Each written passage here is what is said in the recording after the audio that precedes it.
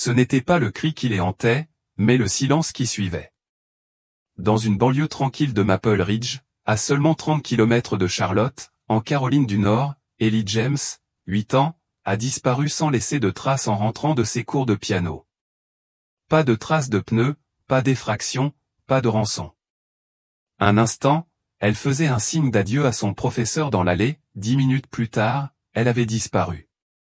Le lendemain matin, sa photo était placardée sur les poteaux électriques, les stations-service et les fils d'actualité Facebook. Une centaine de bénévoles arpentaient les rues. Des drones bourdonnaient au-dessus de nos têtes. On a même fait venir des limiers, mais toujours rien. C'était comme si la terre l'avait englouti. La communauté est entrée en deuil avant même que la vérité ne soit connue. Des veillées ont eu lieu. Un hôtel en forme d'ours en peluche et de bouquet a poussé sous le panneau stop de sa rue. Sa mère, Paula James, a complètement cessé de parler. Son père s'asseyait devant leur maison tous les soirs, la lumière allumée sur le porche, comme si Ellie pouvait encore rentrer à pied. Chacun avait sa théorie, un vagabond de passage, un secret de famille, voire la rancune d'un voisin. Mais après 23 jours sans signe de vie, les pistes se sont taries et la ville a discrètement commencé à accepter l'impensable, Ellie ne reviendrait jamais à la maison. C'est à ce moment-là que l'agent Dana Mercer est arrivé, avec un chien dont personne ne voulait. Dana n'était pas nouvelle dans la police, en fait, elle était rentrée d'Atlanta après 15 ans passés dans les services de stupéfiants et les services canins. Mais elle n'avait pas prévu d'emmener Thor avec elle. Thor était un imposant berger allemand, grisonnant et tendu, au passé aussi compliqué que celui de tous les hommes avec lesquels Dana avait travaillé. Il avait été mis à la retraite anticipée après la mort de son maître lors d'une descente, et personne ne semblait parvenir à le convaincre. Aux yeux de la plupart des policiers, il était instable, voire dangereux. Mais Dana voyait autre chose, un chien qui avait encore du travail à faire. Lorsque l'affaire d'Ellie fut classée sans suite et que la ville commença à l'oublier, Dana demanda un nouvel examen, avec Thor en tête. Le département broncha à peine, il n'avait plus d'autre choix. « Tu crois vraiment que le chien va flairer un fantôme ?» a plaisanté un policier tandis que Dana attachait la laisse de Thor à l'entrée du quartier d'Ellie. « Voyons voir, dit-elle. Le premier jour fut un fiasco. Thor renifla une dizaine de mètres, aboya après quelques poubelles, gronda après un camion postal. Dana le promena dans 3 rues, retraça le chemin d'Ellie depuis son cours de piano, et le laissa même sans laisse dans le jardin communautaire derrière l'école. Rien. Le lendemain matin fut différent. Dès que Dana ouvrit la portière de sa voiture et que Thor sauta, ses oreilles se dressèrent, la queue raide, le corps tendu. Il ne s'enfuit pas, mais il s'engagea à toute vitesse dans une étroite impasse à quelques pâtés de maisons de chez Ellie, le genre de rue où les arbres faisaient trop d'ombre et où les boîtes aux lettres n'avaient pas été nettoyées depuis des mois. Au bout du chemin se dressait une maison beige à 2 étages, aux volets fissurés et aux lierres rampants sur le côté. Rien n'y paraissait suspect. En fait, elle était ennuyeuse, ordinaire. Dana reconnut le nom de la boîte aux lettres, Oerite, un couple d'un certain âge, Harold et Joanne, en ville depuis 30 ans. Pas d'enfant, aucun antécédent. Mais Thor ne bougea pas. Il fit le tour de la maison comme s'il lisait à l'encre invisible. Arrivé à la porte latérale, il s'arrêta, puis grogna, bas et sec. Doucement, murmura Dana en s'agenouillant à côté de lui. Elle ne voyait rien, juste un tuyau d'arrosage, une brouette et une contreporte de sous-sol qui semblait ne pas avoir été ouverte depuis l'arrivée de Clinton au pouvoir. Thor s'assit brusquement devant, aboya une fois, puis leva les yeux vers Dana. Pour la première fois, elle ne se sentait plus désespérée. De retour au commissariat, son rapport suscita des regards réprobateurs et des haussements d'épaules dédaigneux. « Ils ont déjà fouillé cette maison le 4e jour, dit le capitaine Rollins. Aucun signe d'effraction. Le vieil homme a même offert du café. Il y a quelque chose qui cloche, dit Dana. Thor capte quelque chose. Laisse-moi rentrer. Rollins soupira. À moins d'avoir un motif valable, il vous faudra un autre mandat et le juge Simmons ne vous le distribuera pas comme des petits pains. Mais Dana savait comment ça fonctionnait, les agents canins avaient une certaine latitude pour détecter les odeurs. Elle a déposé une demande d'enquête secondaire et a porté plainte pour tapage, au cas où. 2 jours plus tard, elle se tenait à nouveau devant la porte des Wainwright, badge sorti, mandat en main et Thor à ses côtés.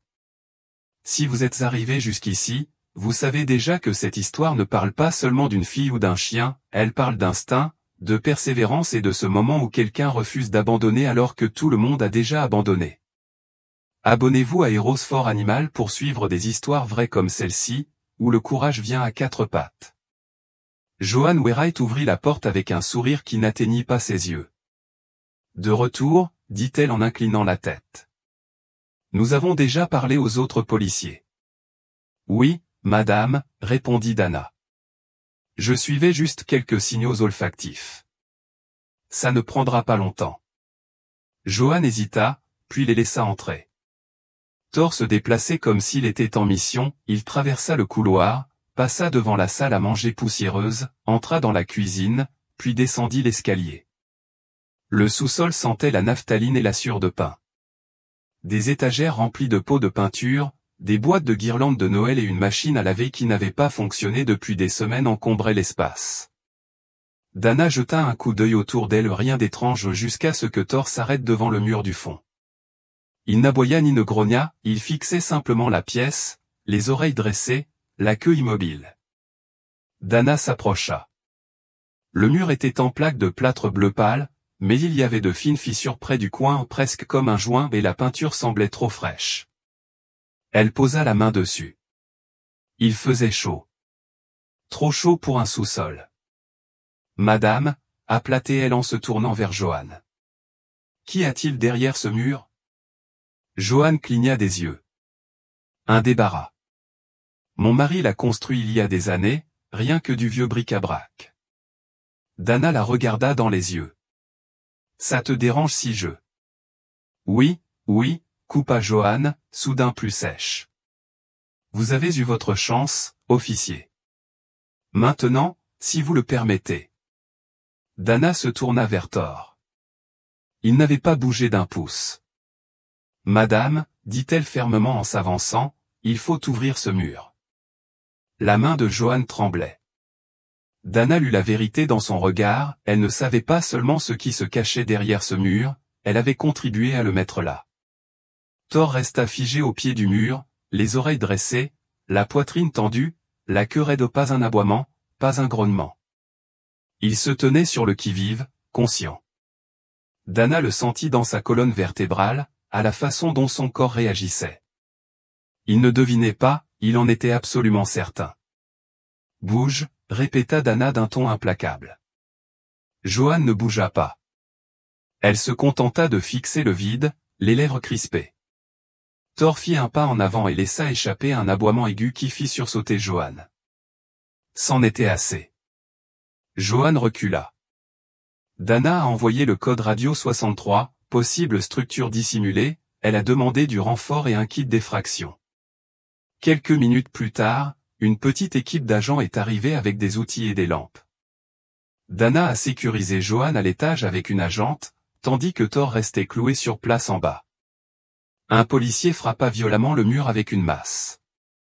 Le premier coup fissura la cloison sèche. Un deuxième coup projeta le plâtre. Le troisième ouvrit une brèche, et une odeur les envahit aussitôt. Ni mort, ni pourriture, mais quelque chose d'anormal, un air qui n'avait pas sa place dans un sous-sol étanche légèrement humide, légèrement chaud, l'odeur d'une haleine trop forte dans un espace trop restreint. Des lampes de poche balayaient l'intérieur.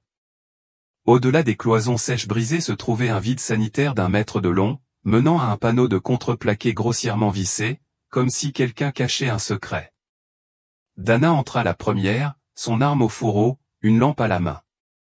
Le panneau se détacha d'un coup sec.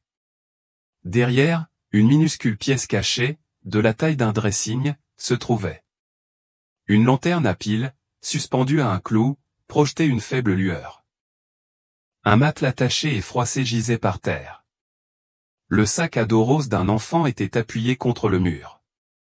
Une brique de jus à moitié vide était posée à côté. Des ombres du coin le plus éloigné, un murmure parvint, s'il vous plaît, ne criez pas. Le cœur de Dana s'arrêta. Elle braqua sa lampe torche. Une petite forme se déplia doucement d'un coin, telle une feuille de papier fragile. C'était Ellie James, les cheveux emmêlés, le visage pâle, les yeux écarquillés et effrayés. Elle portait le même sweat à capuche violet que sur l'affiche disparue, mais il était maintenant déchiré aux manches. Ses genoux étaient meurtris, sa lèvre coupée. Mais elle était vivante.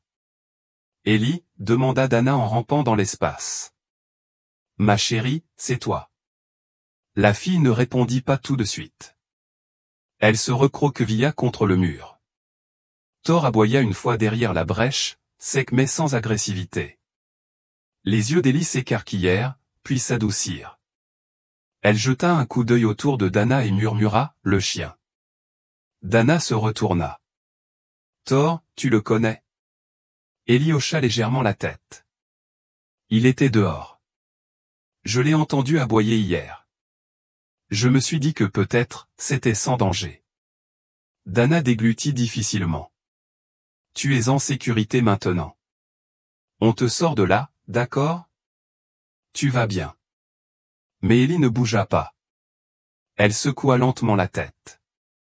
Est-ce que l'homme silencieux est parti? Dana se figea. L'homme discret, Johan Wainwright, était assise à la table de la cuisine, telle une statue. Ses mains étaient jointes, ses jointures blanches comme des os. Elle n'avait pas dit un mot depuis l'arrivée des renforts. Lorsque l'équipe a confirmé qu'Ellie était vivante, les ambulanciers ont été immédiatement appelés. Dana a porté la fillette dans ses bras, enveloppée dans une couverture de survie. Ellie. Ellie grimaça sous la lumière et s'accrocha à l'épaule de Dana comme si sa vie en dépendait. Thor la suivait de près, sans jamais quitter la petite fille des yeux. Lorsqu'Ellie fut emmenée en ambulance, les voisins commencèrent à sortir de chez eux. Les murmures se transformèrent en halètements, quelqu'un fit tomber son café. Un homme d'en face accourut en pantoufles et cria, « C'est elle ?» Oh mon Dieu, c'est Ellie. Les ambulanciers ont confirmé que, malgré sa faiblesse et sa déshydratation, Ellie se rétablirait. Le plus grand souci était le traumatisme, les dommages psychologiques. Elle n'était pas sortie depuis plus de 3 semaines. À l'intérieur, Dana fit rasseoir Johan. Qui est cet homme discret, Johan? Pas de réponse. Votre mari? Johan cligna enfin des yeux. Il a dit qu'il l'aidait. La mâchoire de Dana se serra. L'aider, répéta-t-elle, incrédule. Il a dit que sa famille ne l'aimait pas, qu'il lui avait fait du mal, qu'elle avait besoin d'un endroit sûr. Il a dit qu'il lui réapprendrait à faire confiance. Dana la fixa, incrédule. Alors tu l'as aidé à construire une prison. Le visage de Johan se décomposa, mais il n'y avait pas de larmes, seulement un murmure discret, presque enfantin. Il a dit que nous faisions ce qu'il fallait. Thor, toujours debout à côté de Dana, laissa échapper un grognement sourd.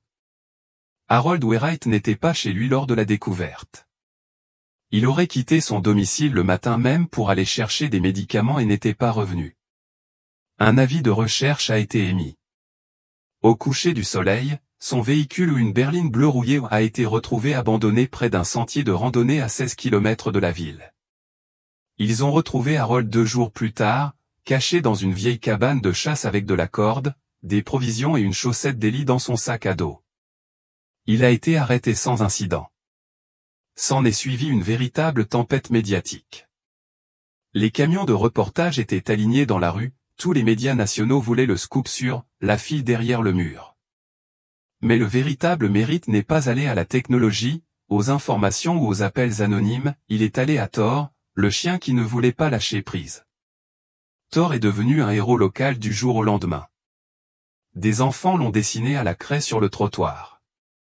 Le bureau du shérif a reçu plus de 3000 lettres en une semaine, la plupart adressées aux courageux chiens. Une classe de CM1 a envoyé à Thor une boîte remplie d'os au beurre de cacahuètes et de cartes faites main sur lesquelles était écrit « Merci de l'avoir sauvé ». Mais la vérité était plus lourde que toutes les célébrations. Ellie ne parla pas beaucoup les premiers jours. Elle resta près de Dana et réagissait mieux quand Thor était dans la pièce. Elle refusa de parler des nuits passées dans l'espace secret ou des jeux auxquels Harold la faisait jouer. Pourtant, elle demanda une chose avant de se coucher lors de sa deuxième nuit à l'hôpital. Thor peut-il dormir ici? Dana accepta. Il se blottit sous son lit et ne bougea plus jusqu'au matin. Plus tard, Dana retrouva Paula et Mark James, les parents d'Ellie. Les retrouvailles avaient été émouvantes, chaotiques, pleines de sanglots et de câlins. Mais derrière la joie se cachait la culpabilité. Pourquoi n'avait-il pas soupçonné la voisine? Pourquoi ne l'avait-il pas entendue? Dana expliqua qu'Harold Wainwright avait construit la pièce avec une isolation phonique, probablement des années auparavant, il avait créé la cachette idéale. Joanne, bien que complice, affirma n'être jamais entrée au sous-sol, elle avait simplement suivi les instructions. Le FBI est intervenu peu après, reliant Harold à deux autres cas de disparition d'enfants non résolus, l'un en Caroline du Sud, l'autre au Tennessee. Aucune des deux affaires ne s'était terminée comme celle d'Ellie. Ellie fut la première à être retrouvée vivante, grâce à un chien qui refusait d'arrêter les recherches. Ellie a finalement pris la parole lors d'une petite conférence de presse, assise à côté de Dana, Thor à ses pieds. Elle portait un bandeau jaune et un sourire éclatant qui ne s'illuminait que de temps en temps. Lorsqu'on lui a demandé ce dont elle se souvenait le plus, elle a répondu doucement, au début, je n'arrêtais pas de crier, mais personne ne m'entendait. Puis un jour, j'ai entendu un aboiement. C'était Thor. Il m'a trouvé. Elle s'est penchée et l'a serré dans ses bras sous les flashs des appareils photo. Les murs de l'hôpital étaient trop blancs, c'est la première chose qu'Ellie James a dit à la thérapeute le deuxième jour. Trop blanc, comme ce mur, a-t-elle marmonné en regardant par la fenêtre sans vraiment le voir. Je comptais les bosses. Quels bosses, chérie? Demanda doucement le thérapeute. Ceux de la peinture derrière le mur. Ellie n'avait jamais appelé ça une pièce, pour elle, c'était juste, derrière le mur, un endroit où le temps ne passait pas et où le bruit n'avait aucune importance, car personne ne pouvait l'entendre et personne ne venait. Personne jusqu'à Thor. Au début, Dana Mercer n'était pas certaine de la profondeur du traumatisme d'Ellie. La jeune fille parlait rarement. Elle ne dormait que si Thor était allongé à proximité, s'il quittait la pièce, ne serait-ce qu'une minute, elle s'agitait, éclatant parfois en sanglots discrets, d'autres fois se roulant en boule. Dana commença à amener Thor tous les matins et à le laisser passer la nuit. À un moment, Ellie lui demanda si Thor était désormais son chien. Dana sourit et dit, il est à toi, aussi longtemps qu'il le veut. Cela sembla la calmer.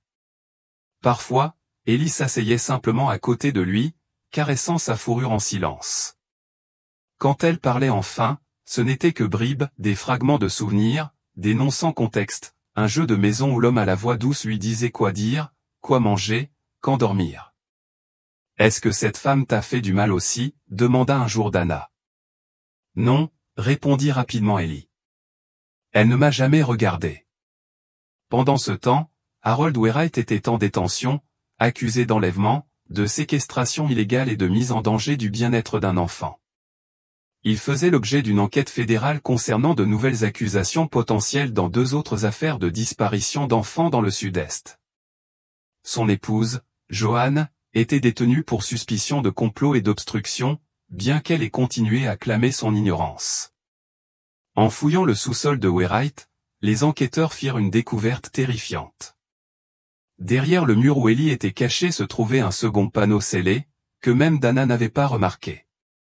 Celui-ci ne contenait aucune pièce, juste une caisse, des vêtements d'enfant, un appareil photo Polaroid cassé et un sac à dos en lambeaux qui n'appartenait pas à Ellie.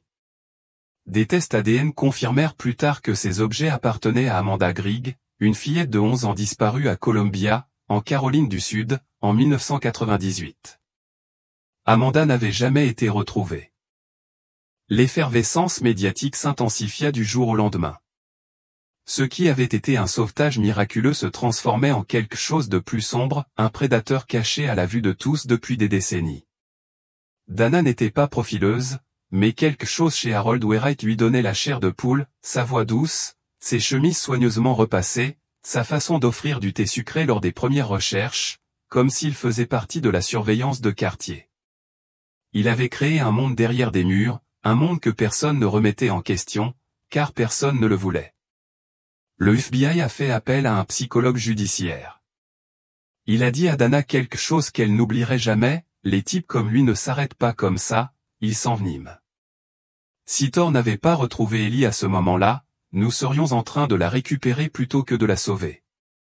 De retour à l'hôpital, les dessins d'Ellie commencèrent à changer. Au début, ce n'était que des cernes, des gribouillis, une grande silhouette à côté d'une petite, toujours debout derrière un mur de ligne. Puis, petit à petit, la couleur s'imposa. Un jour, elle dessina Thor avec une cape de super-héros. Une autre fois, elle dessina Dana avec un grand sourire et Thor lui léchant le visage. Ellie avait encore du mal à dormir, mais elle ne paniquait plus quand les lumières étaient éteintes. Un matin, Dana s'assit avec elle sur le banc de l'hôpital. C'était le premier jour où Ellie sortait au soleil depuis son sauvetage. Elle portait des lunettes de soleil rose et serrait fermement la laisse de Thor. « Ça va ?» demanda Dana. Ellie hocha la tête, sans lâcher la laisse. « Pourquoi les gens mettent-ils des murs là où personne ne devrait être ?» Dana marqua une pause. « Parfois, les gens ont peur d'être vus, alors ils construisent des murs. Mais les chiens, eux, voient à travers. » Ellie baissa les yeux vers Thor, qui laissa échapper un léger souffle comme s'il était d'accord. Au service de police de Maple Ridge, l'agent Dave Whittaker examinait des dossiers archivés lorsqu'il a découvert quelque chose d'étrange dans un rapport de 2013 en provenance de Géorgie. Une fillette de 9 ans, Sophia Ruiz, avait disparu de son jardin. Un voisin a été interrogé et innocenté, un homme âgé, propriétaire d'une voiture bleue, s'était porté volontaire pour les recherches. Le nom figurant sur le dossier, Harold Wainwright. Même homme, autre état, autre nom, il avait vécu sous un autre pseudonyme pendant des années. Dana fut immédiatement appelée. « À quelle profondeur cela va-t-il » murmura-t-elle en feuilletant les documents. « Trop profond » a déclaré Whittaker. « Nous pensons qu'il déménage d'état en état depuis la fin des années 80, toujours sous des noms différents. Il achète des maisons bon marché, les rénove juste assez pour paraître normal et se fond dans la masse. Et Johan semble l'avoir rejoint vers 2002. Avant cela, il n'existe aucune trace de ses liens avec lui. Comment personne n'a pu voir ça venir ?» Dana se frotta les tempes. Whittaker haussa les épaules. « Parce que personne ne voulait y croire. Et quand on est poli, les cheveux blancs, et qu'on dit oui, madame, les gens pensent qu'on est en sécurité. » À mesure que l'enquête progressait, Ellie devint plus qu'une victime, elle devint un symbole. Le maire de Maple Ridge décréta officiellement la journée Thor, les familles se rassemblèrent sur la place publique, les enfants reçurent des glaces gratuites et Thor porta une médaille d'or autour du cou tandis qu'Ellie tenait sa laisse. Le shérif prononça un discours sur la loyauté indéfectible, et Dana reçut une distinction de son service.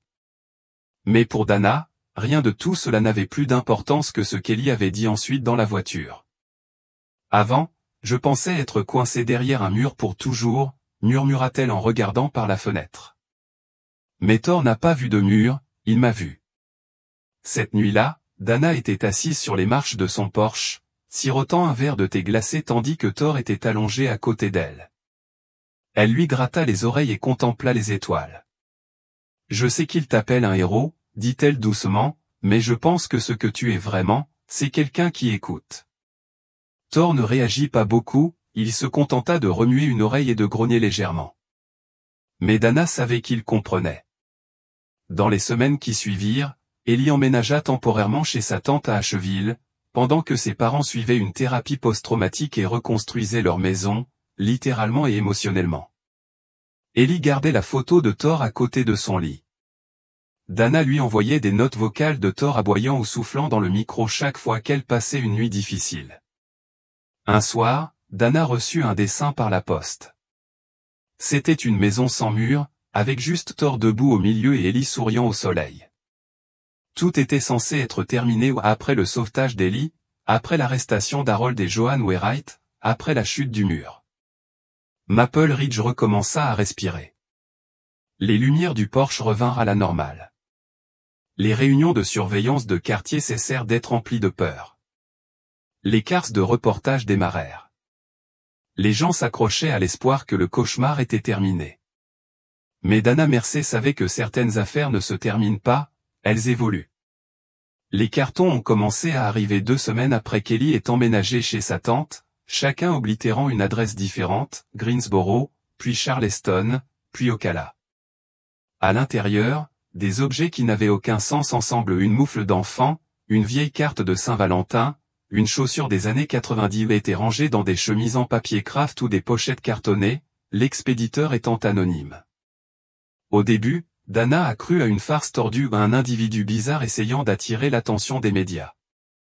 Mais la 3e boîte a tout changé. Elle contenait une photo de classe d'une fille d'une dizaine d'années, blonde, avec une dent de devant ébréchée.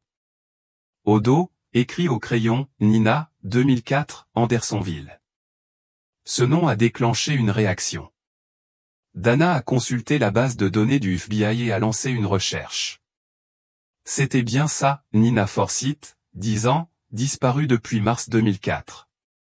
Vue pour la dernière fois rentrant de l'école à pied à Andersonville, en Caroline du Nord, elle avait disparu 3 semaines seulement après qu'Harold Wainwright eut vendu une maison à 5 pâtés de maison de son arrêt de bus. Des frissons parcoururent les bras de Dana. L'homme était encore là, et personne ne l'avait vu. Elle apporta les boîtes de photos et de preuves au bureau du FBI à Charlotte. L'agent Preston, responsable de l'affaire Wainwright, en parcourut le contenu avec un regard qui ne fit que se durcir avec le temps. On le soupçonnait d'être lié à d'autres disparitions, murmura Preston, mais là, c'est direct. Quelqu'un veut qu'on la retrouve. Pourquoi maintenant? Dana demanda, pourquoi après toutes ces années? Pourquoi me l'envoyer?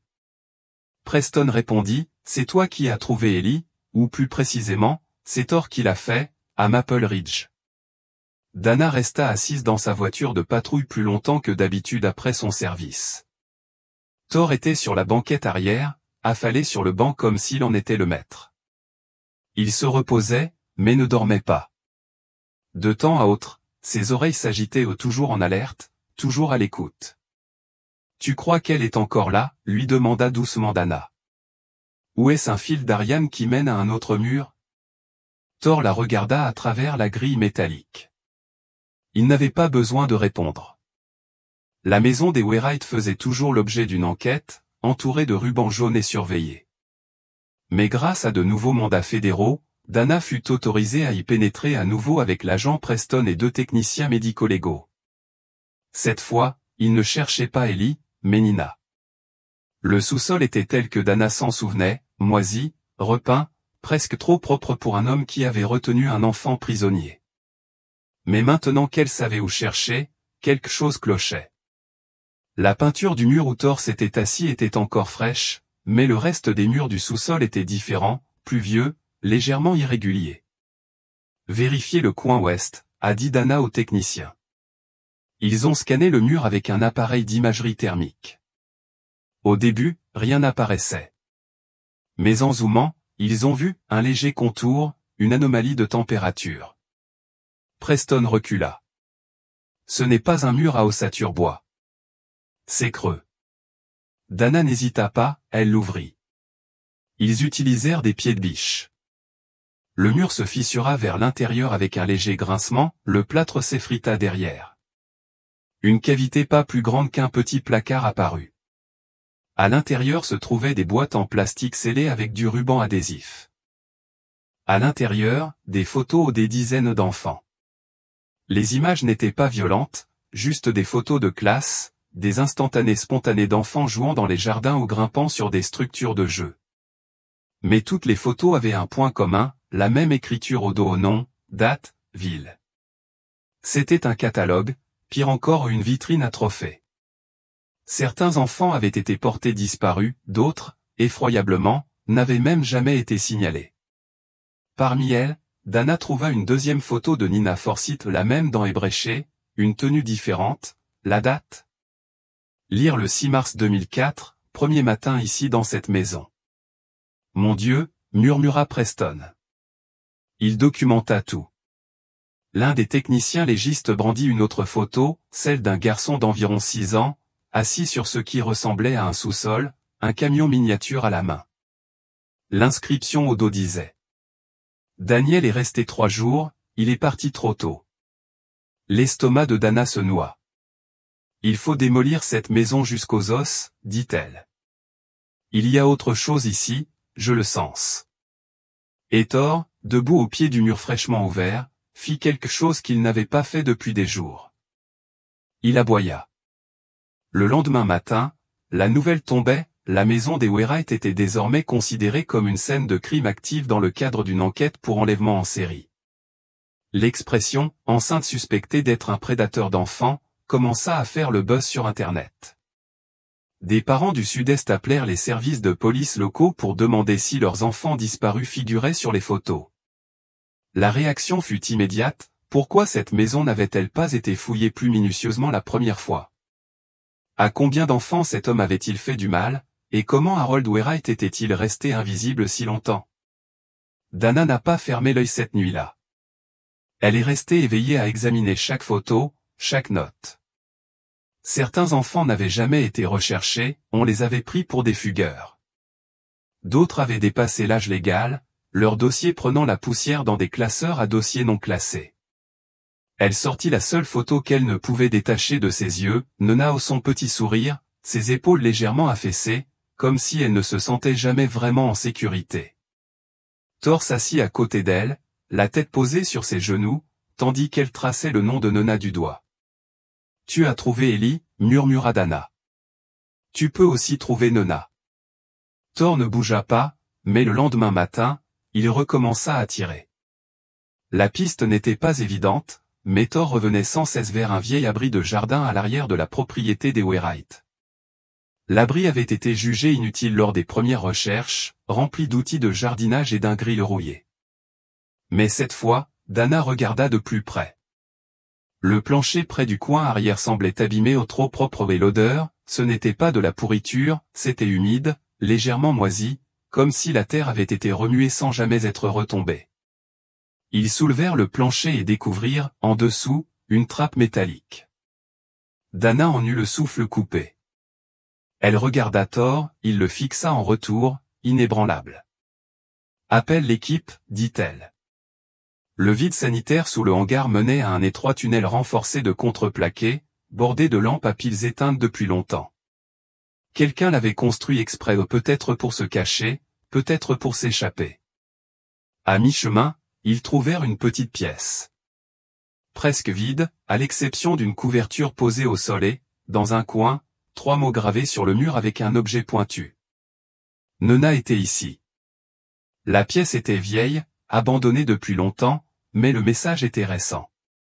Peut-être vieux de plusieurs semaines, peut-être de plusieurs jours. L'agent Preston se pencha.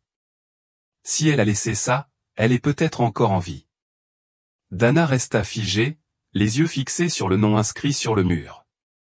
Derrière elle, Thor se remit à grogner.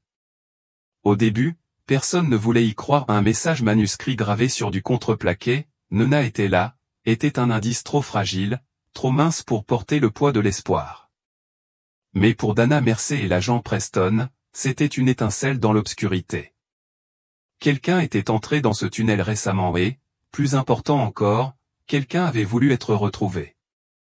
La pièce sous le hangar fut examinée avec une précision savante, échantillons de sol, empreintes digitales, morceaux de tissu et emballages alimentaires datant d'1 mois ou 2 seulement. Ce n'était pas un trou abandonné datant de 2004, il avait été utilisé récemment, peut-être même pendant la détention d'Ellie à quelques mètres de là. Mais comment Harold Wainwright pouvait-il avoir 2 cachettes? Impossible, il n'était pas seul. Les 48 heures suivantes furent un tourbillon d'appels téléphoniques, de collecte de données et d'entretien avec tous ceux qui avaient travaillé près de la propriété des Wainwright. Un nom revenait sans cesse, Cliff Randall, un homme calme d'âge moyen qui travaillait pour une entreprise locale de lutte antiparasitaire. Il vivait seul dans un camping-car derrière le garage de son cousin, il payait en liquide, n'avait pas de compte sur les réseaux sociaux, n'avait pas de casier judiciaire, n'avait pas de contravention de stationnement impayée. C'était, comme l'a dit un détective, une ombre avec une boîte à outils. Il se trouvait aussi qu'il était l'homme à tout faire d'Harold Wainwright. Dana eut un pincement au cœur lorsqu'elle trouva une facture signée 6 mois plus tôt, renforcement du plancher de l'abri et installation de panneaux, payés en espèces. Elle l'imprima et la glissa sur la table à l'agent Preston.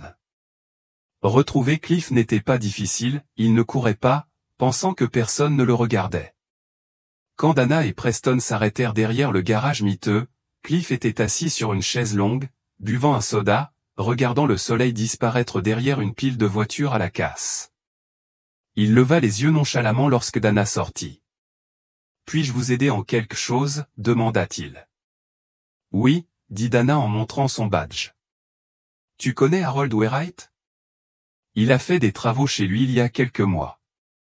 Un type vraiment discret, payé content. » Cliff la regarda, impassible. « Il t'a déjà montré l'intérieur de son cabanon ? » Non. Il m'a juste dit de réparer le sol, sans dire pourquoi, et il s'en fichait. Thor, assis tranquillement aux côtés de Dana, se raidit. Il dressa les oreilles, puis, sans prévenir, il grogna un grognement grave et aigu, le son d'une créature primitive qui perçoit le danger. Dana ne toucha pas son arme, mais sa main resta près d'elle. « Ça te dérange si on regarde autour ?» Cliff sourit. « Tu as un mandat. »« Pas encore, » dit Preston en s'approchant d'elle. « Mais on peut en trouver un. » Cliff se leva lentement, une goutte de sueur perlant sur son visage. « Je t'en prie. » Le camping-car était crasseux, jonché de vieux journaux, de plateaux repas à moitié mangés, d'outils jetés comme des ordures. Mais ce n'est que lorsque Dana ouvrit les 3 placards que l'odeur la frappa, pas de pourriture, pas de détritus, mais du shampoing floral bon marché pour enfants. Elle appela Preston, la voix serrée, « Faites venir la CSU ici, maintenant. » À l'intérieur du placard, derrière un faux panneau, ils découvrirent un minuscule compartiment. À l'intérieur se trouvaient des journaux intimes écrits d'une écriture irrégulière, des appareils photo jetables à certains usagers, d'autres encore emballés, un sac à dos bleu en lambeaux et un autre mot. Elle n'est pas en sécurité, mais elle essaie. Preston parcourut la pièce du regard. Elle court toujours. Dana hocha la tête. Et il l'a aidée, au moins pendant un temps. Les journaux racontaient une histoire étrange. Cliff était au courant des activités d'Harold depuis au moins 10 ans, parfois, il aidait à la construction, d'autres fois, il fermait les yeux. Mais dans une note, griffonnée d'une encre presque illisible, Cliff avouait avoir trouvé Nona début 2023. Elle était dans le tunnel, en train de manger dans un sac poubelle. Ce n'était plus une fille, mais elle n'était pas adulte non plus. Elle m'a vu, écrivit-il, elle n'a pas parlé, elle s'est simplement enfuie dans les bois. Quelques semaines plus tard, elle griffonnait son nom sur le mur, elle est toujours là. Ils ont fait appel à des chiens et des drones. Les bois derrière la propriété Wainwright s'étendaient sur près de 35 hectares, reliés à une réserve naturelle plus vaste. Il y avait des centaines d'endroits où l'on pouvait se cacher, surtout pour quelqu'un qui avait vécu caché la majeure partie de sa vie. Et c'est là que Dana prit une décision inattendue. Elle emmena Thor dans les bois sans laisse, sans ordre, juste un murmure, va la chercher. Il courut pendant près d'1 heure. Dana et une petite équipe de recherche le suivaient. Thor filait à toute allure dans la lisière des arbres, revenant renifler les branches, creusant brièvement près d'une vieille bûche.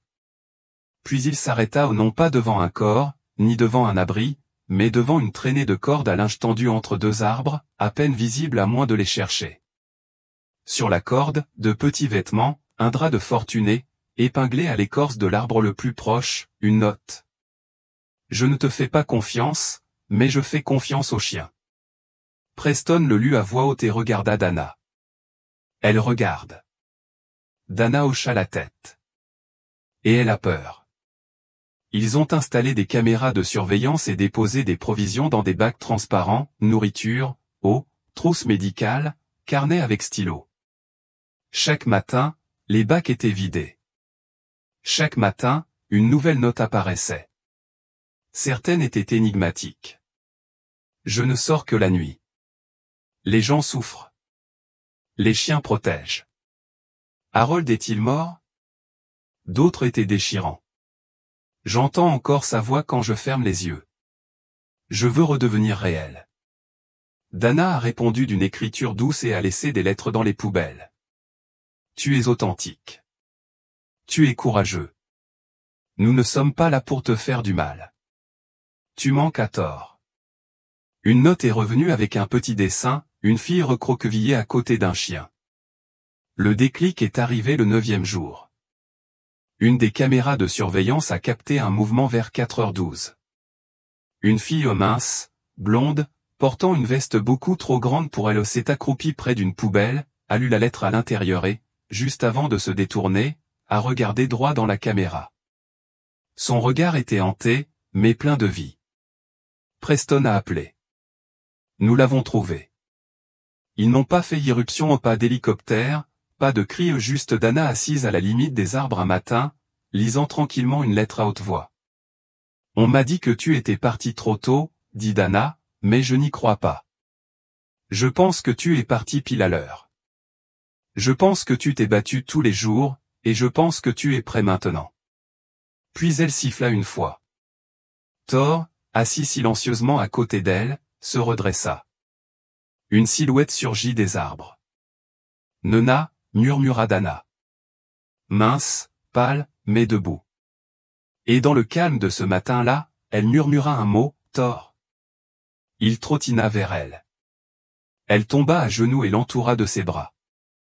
L'air était immobile ce matin-là, au ce calme qui précède l'éclatement d'une chose, non pas dans le bruit, mais dans le soulagement. Nona sortit de la forêt pieds nus, les pieds couverts de boue, le regard creux mais concentré. Elle ne courut pas, ne parla pas, elle avança simplement, un pas prudent à la fois, vers la seule âme vivante en qui elle avait confiance, Thor. Il la rejoignit à mi-chemin, la queue balançant lentement, la tête penchée comme pour se souvenir. Elle tomba à genoux et enfonça son visage dans sa fourrure, telle une enfant qui se réveille d'un cauchemar. Et pour la première fois depuis plus de 20 ans, Nona s'est laissée voir, plus d'ombre, plus de murs. Les ambulanciers étaient là, mais Nona refusa le brancard. Elle laissa Dana enrouler une couverture autour de ses épaules et marcha lentement avec elle jusqu'au SUV. Elle serrait un morceau de papier dans sa main ou une dernière lettre qu'elle avait écrite mais qu'elle n'avait jamais laissée à la poubelle. Elle la tendit silencieusement à Dana. On pouvait y lire. Si je sors, ne me remettez plus jamais à l'intérieur. Dana plia délicatement le mot, le glissa dans sa veste et hocha la tête. Tu as ma parole. À l'hôpital, Nona fut examinée pour malnutrition, infection et exposition prolongée au froid. Les médecins furent stupéfaits, non seulement qu'elle ait survécu si longtemps hors réseau, mais qu'elle soit lucide, cohérente et consciente de la date. Elle connaissait son vrai nom. Elle savait ce qu'Harold Wainwright avait fait. Elle se souvenait de tout. Mais lorsqu'on l'interrogea sur les autres, les enfants sur les photos, les notes de son journal, les panneaux qu'elle avait gravés sur les arbres de la forêt où elle se tut.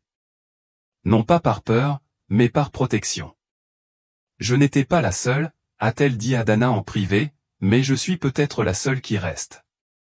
Le FBI confirma ce que Dana soupçonnait déjà, Harold Wainwright n'avait pas seulement enlevé et isolé des enfants, il les avait échangés, secrètement, discrètement, entre propriétés, entre États, avec l'aide d'autres personnes comme Cliff Randall.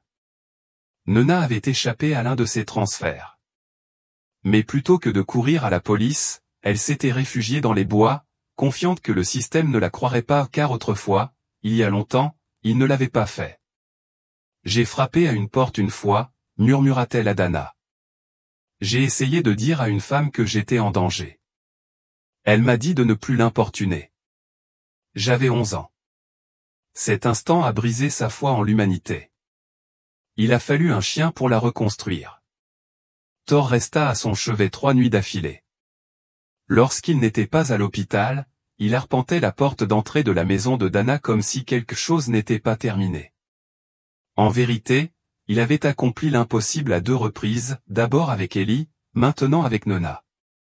Mais Dana savait que Thor ne se contentait pas de débusquer des victimes, il débusquait des histoires qui n'avaient jamais le droit de se terminer correctement. Le maire de Maple Ridge a tenu une autre conférence de presse, retransmise à la télévision nationale cette fois. Derrière lui se tenait Dana, l'agent Preston et Thor, vêtu d'un gilet bleu marine orné d'un badge argenté, Carl 9 Thor, détective honoraire. Partout au pays, des gens ont envoyé des cartes, des affiches dessinées à la main et des dons au tout nouveau fonds Thor, un programme conçu pour aider les forces de l'ordre à rouvrir les dossiers non résolus de disparition d'enfants, grâce à des chiens retraités et des maîtres chiens spécialisés. Dana a été chargée de le diriger. Elle a accepté, mais a posé une condition. Thor vient avec moi. L'affaire de Nona a fait l'actualité nationale, relayée sur les grandes chaînes et dans des podcasts de faits divers. Mais Dana a limité l'accès aux interviews. Elle ne voulait pas laisser le monde faire de Nona une marchandise. Elle ne fait pas la une des journaux, a déclaré Dana à un journaliste. C'est une survivante, pas votre prochaine cible d'audience. Lorsque Nona a finalement accepté de prendre la parole, c'était lors d'une petite réunion publique au pas de caméra, juste des habitants et des familles de survivants. Debout derrière un podium en bois, vêtue d'un jean et d'une chemise en flanelle, elle dépliait une feuille de papier, les mains tremblantes. Sa voix était basse mais assurée. Je pensais que si jamais je m'échappais, personne ne me croirait, a-t-elle raconté. Puis j'ai vu un chien assis devant un mur et refusant de bouger et quelqu'un m'a écouté. Elle baissa les yeux vers Thor, allongé au premier rang. Il m'entendit avant tout le monde. Ellie était là aussi, assise avec ses parents, serrant son propre dessin de Thor. Le moment où les deux filles se sont regardées de l'autre côté de la pièce était inoubliable, des vies différentes, la même blessure, le même sauvetage. Après l'incident, Ellie s'approcha de Nona. D'abord nerveuse, Nona s'agenouilla à côté d'elle. « C'est toi qui as dessiné ça ?» demanda Nona. Ellie hocha la tête. « C'est toi et Thor. » Nona sourit doucement. « Il ressemble à un super-héros. »« Il l'est » murmura Ellie. La maison Wainwright fut démolie en 6 semaines. La municipalité vota à l'unanimité sa reconstruction. À sa place, un jardin, ouvert au public et sans portail, fut aménagé. Un panneau à l'entrée indiquait « Pour ceux qui ont été réduits au silence et ceux qui ont refusé d'arrêter d'écouter ». Chaque printemps, une cérémonie a lieu et chaque année, Dana et Thor dirigent la promenade dans le chemin du jardin. Quant à Cliff Randall, il fut jugé par un tribunal fédéral et condamné à 35 ans de prison. Il témoigna contre Harold Wainwright en échange d'une réduction de peine. Mais ces paroles ne signifièrent pas grand-chose, Harold mourut en détention 3 mois avant sa première comparution, d'une crise cardiaque. Pas de conclusion, pas d'aveu, juste le silence. Mais ce silence n'a pas gagné, car Nona était toujours debout. Les mois passèrent. Dana poursuivit son travail avec le fonds Thor, visitant les services du Sud-Est et formant de nouvelles équipes à la détection des cas non résolus. Mais où qu'elles aillent, quel que soit le nombre de dossiers rouverts, elle revenait toujours à un même moment, ce mur, cet aboiement, ce refus de s'en aller. Par une nuit pluvieuse, Dana était assise avec Nona sur le porche d'une maison surnichée au cœur des Blue Ridge Mountains. Thor était allongé entre elles, le museau plus gris, mais toujours alerte. « Vous êtes-vous déjà demandé, » demanda Dana, « ce qui serait arrivé si nous ne vous avions pas trouvé ?» Nona regarda les arbres. « Je n'aurais pas survécu à un autre hiver, » a-t-elle déclaré. Ils restèrent assis en silence pendant un moment, puis Nona se retourna. « Mais je ne t'attendais pas, » dit-elle. Dana fronça les sourcils. « Que veux-tu dire ? » Je l'attendais. Elle se pencha et gratta derrière les oreilles de Thor. Il fut le seul à revenir. Quelques mois plus tard, Thor prit officiellement sa retraite. Il passait ses journées allongées au soleil sur le porche de Dana, ses nuits blotties à ses pieds. De temps à autre, certains sons le réveillaient encore, des pas sur le gravier ou le léger grincement des charnières qui s'ouvrent. Après tout, l'instinct ne prend jamais sa retraite. Mais il avait mérité son repos. Il avait retrouvé les oubliés. Il avait déterré les enfouis. Il avait brisé des murs invisibles. Et il avait rappelé à tout un pays que parfois, les voix les plus fortes sont celles qui ne parlent pas. Merci d'avoir suivi l'incroyable histoire de Thor, Dana, Ellie et Nona, une histoire de perte, de survie et de loyauté d'un chien qui n'a jamais abandonné. N'hésitez pas à nous faire part de votre avis. Quel moment de cette histoire vous a le plus touché? Partagez votre avis ci-dessous et, si ce n'est pas encore fait, abonnez-vous à Heroes for Animal pour rester informé des histoires de sauvetage, de courage et de guérison.